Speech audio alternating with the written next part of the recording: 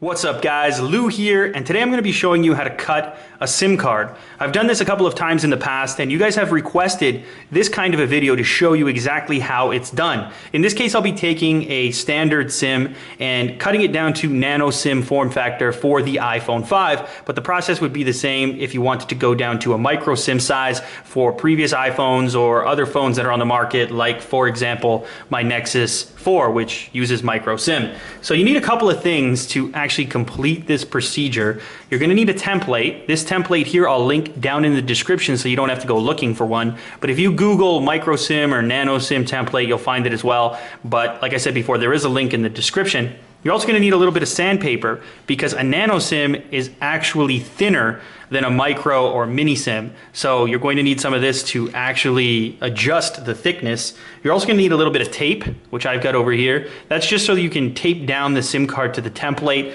draw your lines prior to making your cut. You want to have lines on the card in order to guide your cuts so that you don't mess it up. You need to get the exact fit for it to work in the SIM card tray on the latest generation iPhone. I've also got a card, just a standard, what is this, gift card, in order to draw my lines even straighter, and you'll need a pen.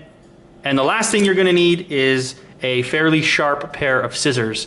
Usually kitchen scissors work the best because they're generally a little bit stronger and sharper than your regular arts and crafts scissors.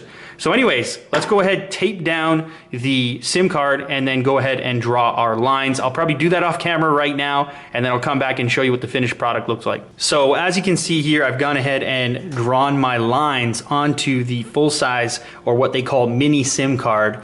And these lines here, once I cut across them, that'll result in a nano SIM, as you can see right here. It will require cutting very close, or even in this case, a little bit over top of the metal contacts. You do need to be pretty careful to get a nice straight cut across those areas in order, as I said before, to get that precise fit. So I've taped down this SIM card. I'm going to remove it from the tape now, and then I'll go ahead and make my precision cuts.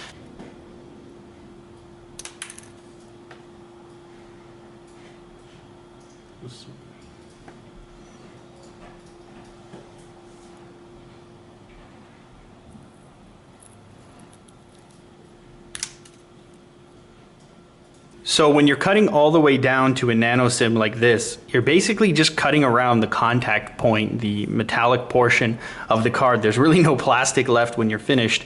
And when you're looking at your diagram, the innermost square, this little tiny portion in here, is what you actually need to end up with. And as you can see here with my cut, it fits in there perfectly, or maybe you can't see that, but anyway, it fits in there perfectly. So as far as the lateral cuts go, you want to go right along the edge of the metallic portion, removing the plastic sides. I've got a bunch of scraps over there, which wouldn't tell you much at this point, but basically you want to follow the inner square on the diagram from the mini SIM to nano SIM portion in order to get down to this nano SIM right here. Now the next step actually requires a little bit of sanding, because the last thing that needs to happen is you need to decrease the thickness of the actual card.